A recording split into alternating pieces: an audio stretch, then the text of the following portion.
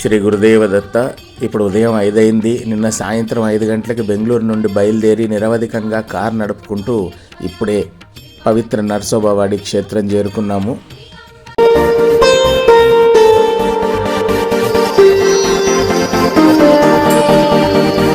శ్రీ గురుదేవ దత్త. నర్సోబావాడిలో మేమైతే ఈ రూమ్స్ అవైలబుల్ అని ఉంది కదా, ఇగో ఇక్కడ దిగాము. ఇది అపార్ట్మెంట్ టైప్ అన్నమాట. Individual flat, single bedroom flats ఇస్తారు. 5-6 ఈజీగా ఉండొచ్చు. అందరూ నర్సోబావాడి క్షేత్రానికి వస్తారు.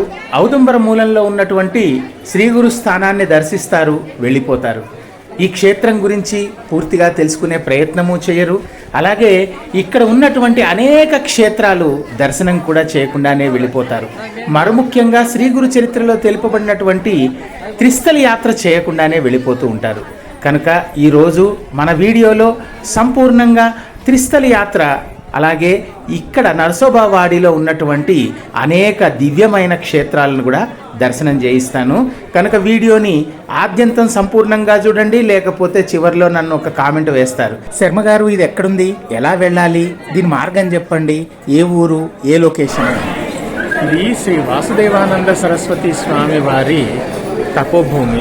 గురు శిష్యుల్ని ఇలా పక్కపక్కన ఒకే వేదిక మీద చూడడం అనేది చాలా సంతోషకరమైన విషయం. ఈ ఫోటోలలో ఎవరున్నారో మీకు తెలుసు కదా.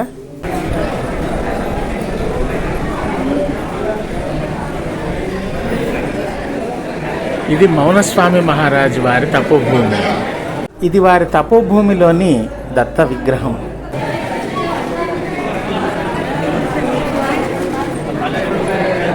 ఇది శ్రీ విఠలుడి పంచాయతనం నర్సోబావాడిలో.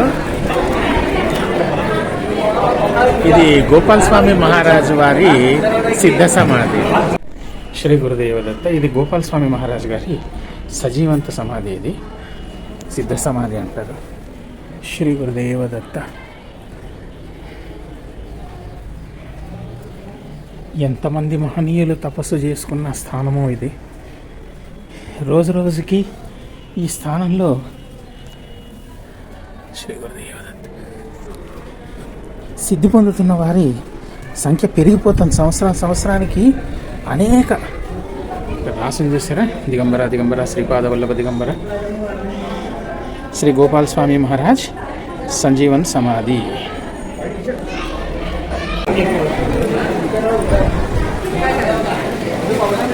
ఇది శ్రీ కృష్ణానంద సరస్వతి స్వామి వారిది సిద్ధ సమాధి.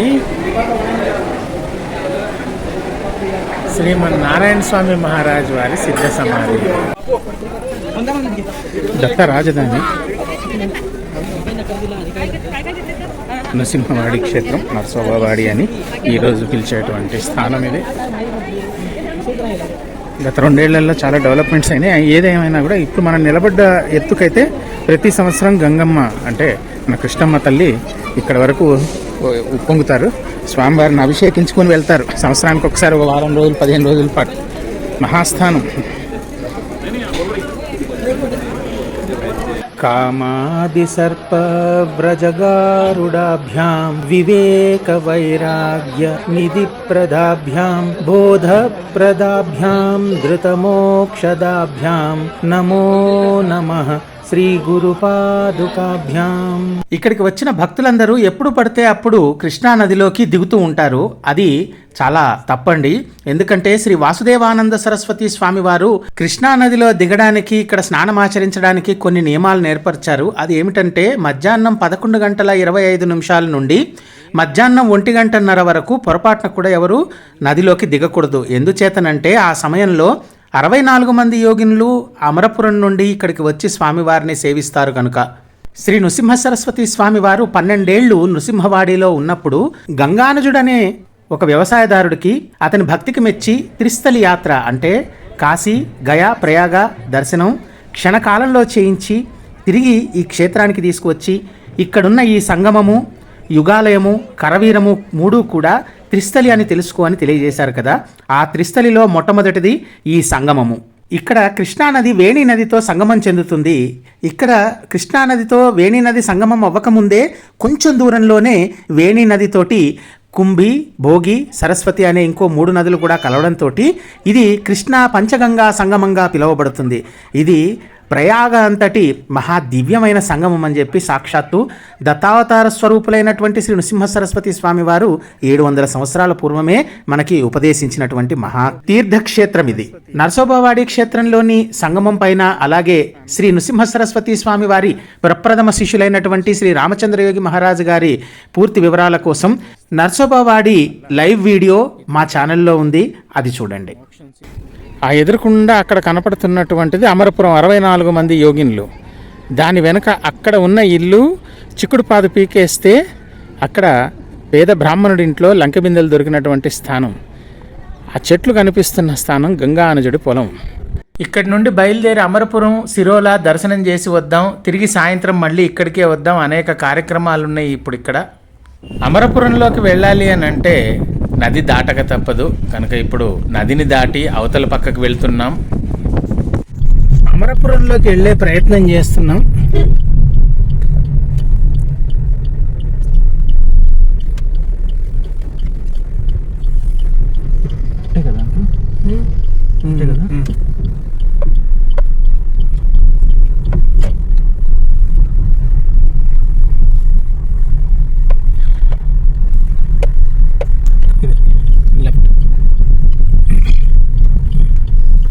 ఇది అమరపురం 64 మంది యోగినులు ఉన్నటువంటి క్షేత్రం. ఇప్పుడు ప్రస్తుతం ఇక్కడ 63 మంది యోగినులే ఉన్నారు. 64వ యోగిని శ్రీ వాసుదేవానంద సరస్వతి స్వామి వారితో పాటు మాన్గాం అక్కడికి వెళ్ళిపోయారు. అక్కడ క్షేత్రపాలక దేవతగా వెలిసి ఉన్నారు. అమరపురంలోని 64 మంది యోగినుల ఈ క్షేత్రంపై ఒక ప్రత్యేకమైన వీడియో మన ఛానల్లో ఉంది, దాని లింక్ ఇస్తాను చూడండి. ఇది శ్రీ వాసుదేవానంద సరస్వతి స్వామి వారి సిద్ధ తపోభూమి. ఇక్కడ స్వయంభూ హనుమంతుల వారు కూడా ఉంటారు క్షేత్రపాలకులుగా. ఇక్కడున్న 64 మంది యోగినులలో ఒక యోగిని మాత శ్రీ వాసుదేవానంద సరస్వతి స్వామి వారి వెంట మాణగాం వెళ్ళి అక్కడిప్పుడు క్షేత్రపాలకురాలుగా పూజలు అందుకుంటున్నారు. అమరపురంలో 64 మంది యోగినులు దర్శనం చేశాం కదా. ఇప్పుడు ఈ కాంపౌండ్ వాల్ కనబడుతోంది కదా. ఈ కాంపౌండ్ వాల్ వెంబడే ఇలా నడుచుకుంటూ వెళ్ళిపోతే ఎక్కడైతే స్వామివారు ఒక పేద బ్రాహ్మణుడి ఇంట్లో చిక్కుడు పాదు పీకేస్తే వాళ్ళు బాధపడి, అయ్యో ఈరోజు స్వామివారికి మనం చేసిన అపరాధం ఏంటి, మనకి ఎప్పుడైనా భోజనం గింజలు దొరక్కపోతే ఇదొక్కటే కదా మనకు ఆధారం, ఈ ఆధారాన్ని కూడా స్వామివారు లాగేశారా మన దగ్గర నుండి అని చింతిస్తూ ఉంటే, అలా ఏమీ ఉండుండదు, స్వామివారు ఎవరికి ఎప్పుడూ కూడా మంచే చేస్తారు కానీ చెడు చేయరు అని ఆ నమ్మకంతో ఆ బ్రాహ్మణుడు ఆ చిక్కుడు పాదుని తిరిగి నాటాలని ప్రయత్నం చేస్తారు. ఇక్కడ కొన్ని బుక్కుల్లో తమిపాదు, కొన్ని బుక్కుల్లో చిక్కుడు పాదు, కొన్ని బుక్కుల్లో ఇంకోటి.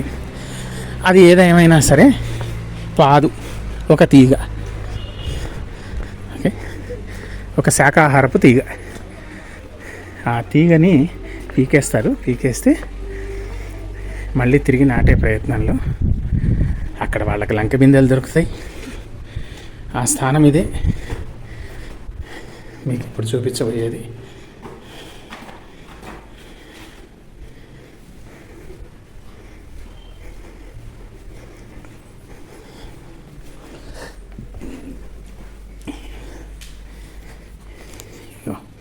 ఇక్కడ చిక్కుడు పాదు ఉండేది.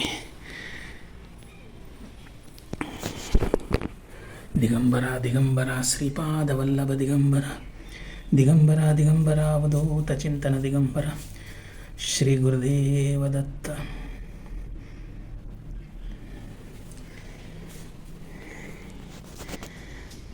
ఇది ఈ చిత్రపటం ఆనాడు ఇక్కడ జరిగిన దానికి సాక్ష్యం. ఆ చిక్కుడు పాదని తిరిగి నాటే ప్రయత్నంలో ఇక్కడ తవ్వితే ఇక్కడే లంక బిందెలు దొరికినాయి వారికి. ఇది షిరోలలో గవర్నమెంట్ జూనియర్ కాలేజ్. ఈ పక్కనే రోడ్డు ఇలా పోతుంది, ఈ కార్ వస్తున్న రోడ్డు ఇలా స్ట్రెయిట్గా డెడ్ ఎండ్కి వెళ్ళిపోయి అక్కడ రైట్ తీసుకొని ఒక 200 మీటర్లు పోతే అక్కడ మీకు దర్శనమిస్తుంది భోజన పాత్ర ఆలయం. నర్సోబావాడి నుండి షిరోలా కేవలం 4 కిలోమీటర్ల దూరంలో ఉంటుంది. నర్సోబావాడి నుండి ఒక ఆటో బుక్ చేసుకొని శిరోల, అమరపురం ఇంకా శ్రీపాద శ్రీవల్లభుల విశ్రాంతి స్థానం దర్శించుకోవచ్చు. ఆ స్కూలు జూనియర్ కాలేజ్ పక్క సందులో స్ట్రైట్గా వచ్చేస్తే ఇక్కడ మీకు దత్త భోజన పాత్ర అక్కడే అని బోర్డు ఉంది కదా, ఇది స్ట్రైట్గా వెళ్ళిపోవడమే. మెయిన్ రోడ్ మీద ఉన్న government high school come junior college దగ్గర నుండి సరిగ్గా 6 నిమిషాల్లో నడుచుకుంటూ వచ్చేసాం. శిరోలలో శ్రీ దత్తగురు భోజన పాత్ర మందిర్ శిరోల్ సహర్ష స్వాగతం. ఇదే ఆలయం, భోజన పాత్ర మందిరం.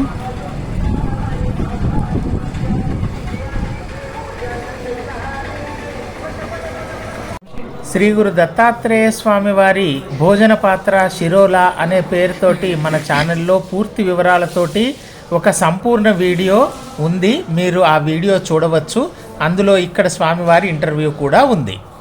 మీరందరూ శ్రీ గురు చరిత్రలో శాంతాదేవికి శ్రీ నృసింహ సరస్వతి స్వామివారు పుత్ర సంతానాన్ని అనుగ్రహించిన విషయం చదివి ఉంటారు. కానీ స్వామివారు నిత్యము శాంతాదేవి ఇంటికి భిక్షకు వెళ్లేవారని మీకు తెలుసా?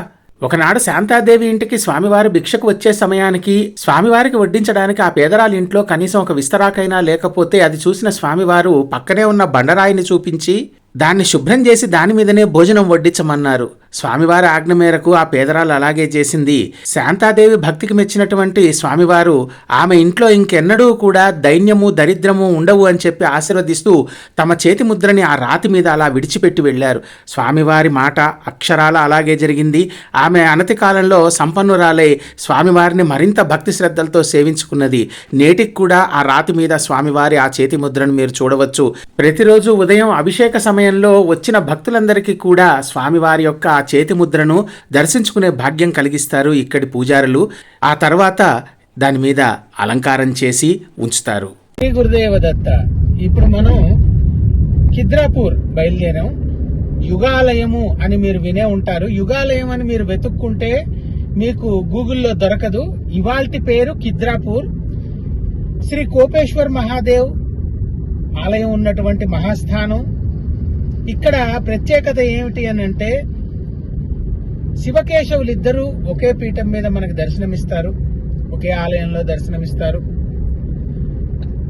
మహా సంస్థానం ఒకప్పుడు ఇక్కడ శివాజీ మహారాజు గారి సమయంలో చాలా గొప్పగా పూజలు అవి నిర్వహించేవారు. ఈ రోజు కూడా పూజలు అవి జరుగుతూ ఉంటాయి. కానీ ఇది ఒక ఏన్షియంట్ టెంపుల్ లాగా మిగిలిపోయింది. ఎక్కువ మందికి తెలీదు, తెలిసిన వాళ్ళు మటుకు ఇక్కడికి వస్తారు. ఈసారి మీరు నర్సోబావాడి వచ్చినప్పుడు యుగాలయం దర్శనం చేయడం మర్చిపోవద్దు. దీని ప్రస్తుతం పేరు కిద్రాపూర్. నర్సోబావాడి నుండి 20 కిలోమీటర్ల దూరంలో ఉంటుంది ఆలయం. ఆలయంలో మళ్ళీ కలుసుకుందాం. దారిలో 3 కిలోమీటర్ల దూరంలో శ్రీ శ్రీపాద శ్రీవల్లభుల విశ్రాంతి స్థానం ఉంటుంది, అది దర్శిద్దాం రండి. శ్రీ గురుదేవదత్త. శ్రీ గురుదేవదత్త నర్సోబావాడి నుండి 3 కిలోమీటర్ల దూరంలో శ్రీపాద శ్రీవల్లభుల విశ్రాంతి స్థానం ఇది.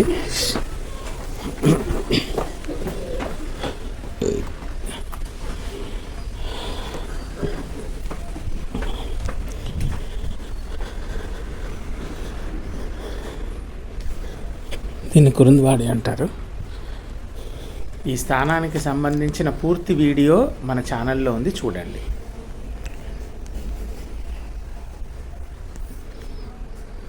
స్వామివారి పాదుకలు ఇక్కడ ఉంటాయి, వాటిని దర్శించుకుందాం.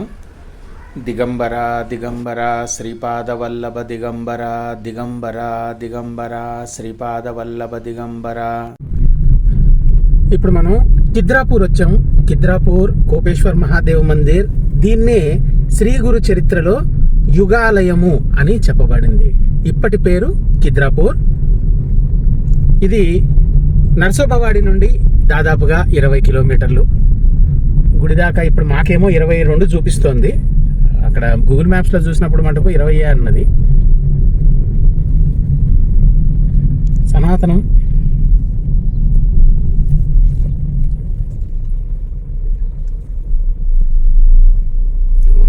అవధూత చింతన శ్రీ గురుదేవ దత్త. ఇవాళ మనం కిద్రాపూర్ అంటే మన గురు చరిత్రలో చెప్పినటువంటి యుగాలయము, ఈ ఆలయానికి వచ్చాం, దర్శనం చేద్దాం రండి.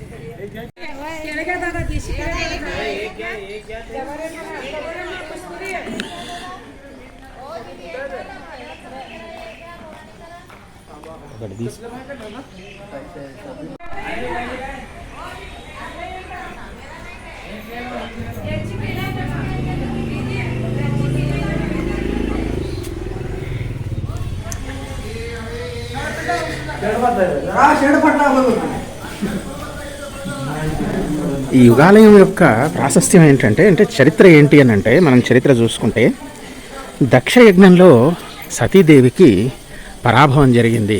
అది తట్టుకోలేక అమ్మవారు ఏం చేశారనంటే ఆ యజ్ఞగుండంలోనే దూకి ఆత్మహత్య చేసుకున్నారు. అమ్మవారి ఆత్మాహుతితోటి కోపించినటువంటి రుద్రుడు తాండవం చేస్తే ఆ తాండవానికి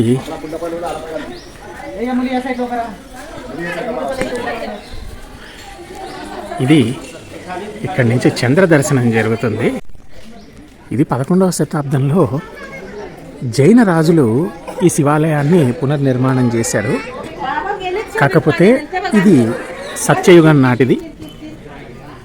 సతీదేవి ఆత్మాహుతి చేసుకున్నప్పుడు రుద్రుడు కోపంతో తాండవం చేసి దక్షుడి యొక్క తలను ఖండిస్తే విష్ణుమూర్తి ఆయన్ని శాంతింపజేసి దక్షుడికి ఆ యజ్ఞం పూర్తి చేయాలి కాబట్టి మేక తలను అతికించి ఆ యజ్ఞాన్ని పూర్తి చేయమని ఆదేశించాడు. ఆ తర్వాత శ్రీ మహావిష్ణువు పరమేశ్వరుణ్ణి తీసుకొని ఈ స్థానానికి రావడం జరిగింది. అయితే ఈ స్థానానికి వచ్చినప్పటికి కూడా పరమేశ్వరుడి యొక్క కోపం ఏమాత్రం కూడా తగ్గలేదు. అప్పుడు విష్ణుమూర్తి ఆయనని శాంతింపజేసి ఇక్కడ ఈ క్షేత్రంలో వారిని ప్రశాంతంగా ఉండమని చెప్పేసి ఆదేశించారు. ఎందుకనంటే వారి కోపం అలాగే గనక కొనసాగితే లోకాలు వారి కోపాగ్నికి బలైపోతాయి, దహనమైపోతాయి. అంతటి క్రోధావేశంలో ఉన్నారు అప్పుడు పరమశివుడు. ఇవన్నీ ఏంటంటే నా హిందూ దేవాలయాల మీద చేసిన దాడులకి నిదర్శనాలు. వీళ్ళకి తెలియని విషయాలు ఏంటంటే కేవలం ఇవి ఒక దేవాలయం కాదు, ఇవన్నీ ఒక రకంగా చెప్పుకోవాలంటే సైంటిఫిక్ యూనివర్సిటీస్. ఇందులో ఎన్నో రహస్యాలు దాగి ఉన్నాయి. ఇక్కడ చూడండి, ఖండించారు కానీ ఓకే. ఇలా మనకి వీళ్ళు ఏమనుకుంటారంటే దేవతామూర్తులు మనం ఖండించేస్తే ఏదో జరిగిపోతుంది. కాదు, ఇవన్నీ యూనివర్సిటీస్ని మీరు ఇదంతా కూడా శాస్త్రానికి సంబంధించింది. పర్టికులర్లీ ఇది ఆస్ట్రనామికల్ స్టడీస్కి ఈ ఆలయం చాలా ఉపయోగపడుతుంది. అందుకే కింద మీకు అబ్జర్వేటరీ లాగా ఆ రోజు న్యాచురల్ అబ్జర్వేటరీ 11వ శతాబ్దంలో ఇది ఆస్ట్రనామికల్ స్టడీస్కి. చంద్రుడు ఎలా మీకు ఆకాశంలో దర్శనమిస్తాడు, ఆయన కళలు ఎలా ఉంటాయి, దాన్ని అనుసరించి భూమి మీద జీవాలు ఎటువంటి ప్రవర్తనను కలిగి ఉంటాయి, ఇవన్నీ స్టడీస్ ఇక్కడ జరిగేవి. ఆ లోపలికి వెళ్తే అందుకే మీకు పైన అర్ధచంద్రాకారంగా ఉంటుంది. శివుడు శాంతించిన తర్వాత ఇక్కడ స్వామివారు కొంతకాలం అలా యోగ దీక్షలో ఉండిపోయారు, యోగముద్రలో. అందుకే ఈ క్షేత్రంలో మీకు నందీశ్వరుడు కనిపించాడు. ఎందుకంటే నందీశ్వరుడు అక్కడ దక్షయజ్ఞం దగ్గర ఉండిపోయాడు. శివుడిని తీసుకొని విష్ణుమూర్తి ఒక్కరే వచ్చారు గనక ఈ క్షేత్రంలో పరమేశ్వరుడితో పాటు శ్రీ మహావిష్ణువు కూడా లింగాకారంలో ఉంటారు. ఇంకెక్కడా కూడా మీకు ఇటువంటి ఒక ప్రక్రియ అనేది కనిపించదు, కేవలం ఇక్కడే కనిపిస్తుంది. ఇలా చూడండి.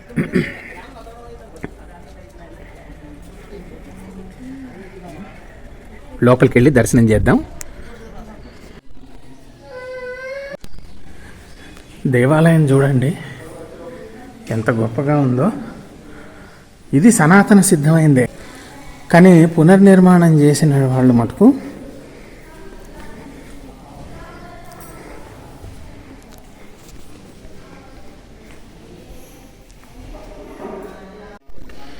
అన్నపూర్ణామాత విగ్రహం చూడండి.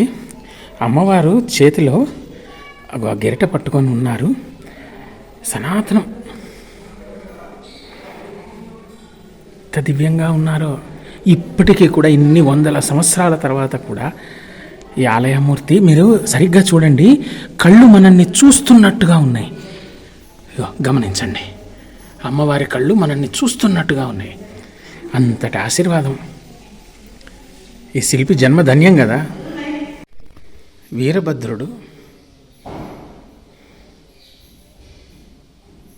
శివకేశవులు ఇద్దరిని లింగస్వరూపంగా ఒకే పీఠం మీద ఒకేసారి దర్శించడం కన్నుల పండుగగా ఉంది. ఇది ఒక న్యాచురల్ అబ్జర్వేటరీ. ఆస్ట్రనామికల్ ఈవెంట్స్ ఏవి జరిగినా కూడా ఇక్కడి నుంచి అబ్జర్వ్ చేయొచ్చు. కేవలం ఒక అబ్జర్వేటరీగానే కాకుండా ఇక్కడ శిల్పకళ చూడండి, దీనికి కొన్ని క్యాలిక్యులేషన్స్ ఉన్నాయి. ఆ క్యాలిక్యులేషన్స్ ప్రకారంగానే దీని నిర్మాణం జరిగింది. ఇక్కడి నుండి చంద్రగ్రహణం, సూర్యగ్రహణం లాంటివి కూడా ఆనాడు అందరూ కూడా విజ్ఞానవేత్తలు, శాస్త్రవేత్తలు ఇవి ఇక్కడి నుంచి దర్శించేవారు. వీటి గురించి తెలుసుకొని మానవాళికి తెలియజేసేవారు. అంతటి శాస్త్ర పరిజ్ఞానం కలిగినటువంటి మంటపం ఇది. ఏదో ఒక టూరిస్ట్ అట్రాక్షన్ కోసం నిర్మించింది కాదు. శ్రీగురు చరిత్రలో కూడా చెప్పబడింది, చంద్రకళలను అనుసరించి భోజనం చేసేవారికి ఎన్నడూ కూడా ఎట్టి అనారోగ్య సమస్యలు కూడా రావని చెప్పేసి. అంతేకాదండి, చంద్రుడి వెన్నెలలో నిద్రించేటువంటి పురుషుడికి కానీ స్త్రీకి కానీ ఎన్నడూ కూడా ఎటువంటి మానసిక శారీరక సమస్యలు అంత తొందరగా ఉత్పన్నం కావు. త్రిస్థలి యాత్రలో సంగమం అయిపోయింది, యుగాలయం అయిపోయింది కదా. ఇంక ఇప్పుడు ఇక్కడి నుండి బయలుదేరి కరవీరపురం అంటే కొల్హాపురం మహాలక్ష్మీదేవి సన్నిధానానికి బయలుదేరదాం. ఆకలేస్తోంది, దారిలో ఏదన్నా దొరికితే తిందాం. మామిడి చెట్టు కింద కూర్చొని తన ధ్యానం సంపూర్ణం చేసేసుకుంది. లోపల వడా సాంబార్ అని ఇచ్చాడు. ఇంట్లో అమ్మ పెట్టిన రుచికరమైన భోజనం బాగలేదు, నాకు హోటల్ తిండి కావాలి అని అడిగేవాళ్ళని ఇక్కడికి తీసుకొచ్చి ఒక్కసారి భోజనం పెట్టించారంటే జీవితేచ్ఛ నశించిపోతుంది. వెదవది జిహ్వ అనేది మిగలదు. నెక్స్ట్ డే నుండి తల్లి ఏది పెడితే అదే అమృతంలాగా తింటారు. అదే 40 ఏళ్ళు దాటిన వాళ్ళైతే ఇంకా జీవితం ఎందుకు ఇది అని చెప్పేసి విరక్తి కలిగి వారంతకు వారే సన్యాసుల్లో కలిసిపోతారు. ఇది మాత్రం సత్యం. కిద్రాపూర్ దర్శనం చేసుకొని తిరిగి నర్సోబావాడి వచ్చాం. సాయంత్రం ఇక్కడ చక్కటి భజన కార్యక్రమం ఏర్పాటు చేశారు. ఇంకా అనేక కార్యక్రమాలు ఉన్నాయి, ఎందుకంటే దత్త జయంతి నవరాత్రి ఉత్సవాలు కాబట్టి. ఇక్కడి నుంచి మళ్ళీ మనం బయలుదేరి రేపు ఉదయం త్రిస్థలిలో 3వ స్థానమైనటువంటి కొల్హాపూర్ శ్రీ మహాలక్ష్మి మాతా సన్నిధానానికి వెళ్దాం.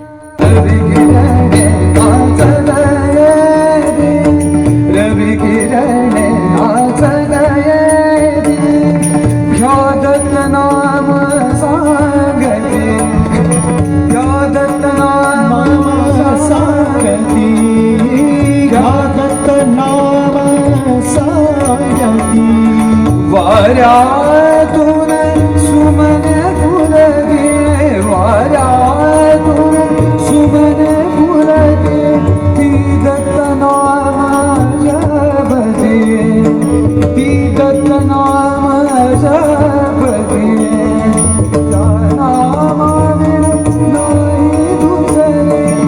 కొల్హాపూర్లో రైల్వే స్టేషన్ ఎదురుకుండా ఉన్నటువంటి శ్రీ రాజ్ పురుష్ హోటల్, ఇందులో మేము దిగాము.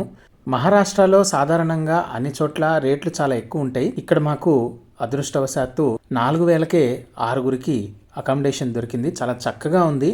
పైగా తర్వాత తెలిసింది ఏంటంటే ఇది 3 స్టార్ హోటల్ కూడా.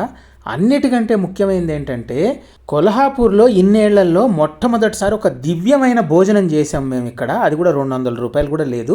దాదాపుగా 20 ఐటమ్స్ తోటి భోజనం పెట్టారు. మన కాకినాడ వారి హోటల్ గుర్తుకొచ్చేసింది నాకు. ఎంత ఆప్యాయంగా కొసరి అడిగి వడ్డిస్తారనంటే నాకైతే అనుమానం వచ్చేసింది, నేను మహారాష్ట్రలో ఉన్నానా లేకపోతే తెలుగు రాష్ట్రాల్లో ఉన్నానా అని. త్వరగా రెడీ అయిపోయి అమ్మవారి దర్శనానికి అయితే వచ్చాం. ఎందుకంటే సాయంత్రం ఆరతి మిస్ కాకూడదని చెప్పేసి మా ఉద్దేశం. రష్ ఎక్కువ లేరు, ఒక అరగంటలో దర్శనం అయింది.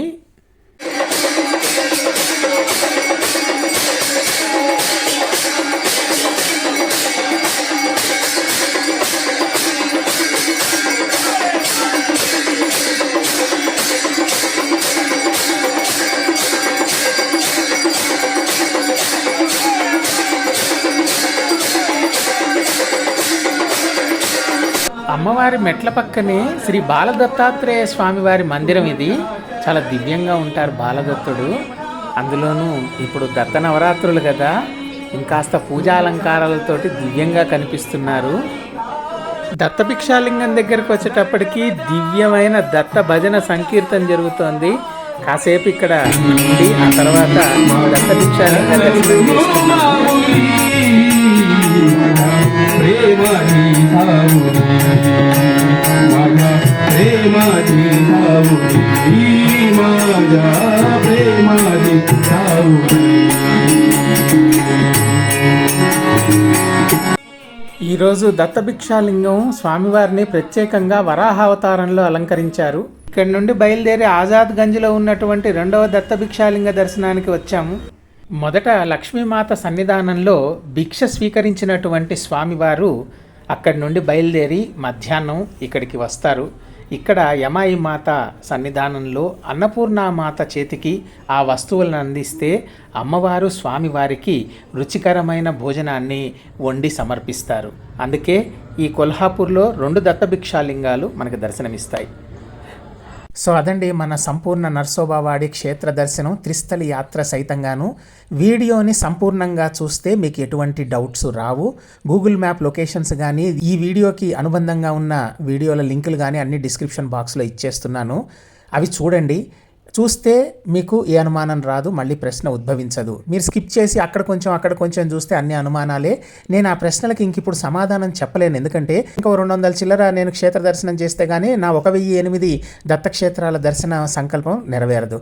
కాబట్టి నేను ప్రస్తుతం మీరు అడిగే ప్రశ్నలకి నేను సమాధానం ఇవ్వలేను. అంతేకాకుండా నేనేం చేస్తున్నానంటే షార్ట్ వీడియోస్లో కూడా దానికి సంబంధించిన గూగుల్ లొకేషన్ ట్యాగింగ్ చేశాను. ఆ ట్యాగింగ్ చేసింది మీరు చూడకుండా మీరు మళ్ళీ నన్ను లొకేషన్ అంటున్నారు. మీకు ప్రతి వీడియోలో దానికి సంబంధించిన వివరాలు ఉన్నాయి, మీరు అవి చెక్ చేసి తీసుకోవడమే. నేను మళ్ళీ స్పెషల్గా ఇవ్వవలసిన అవసరం లేదు. దీనికోసం ఆల్రెడీ ఒక వీడియో కూడా చేసి పెట్టేశాను.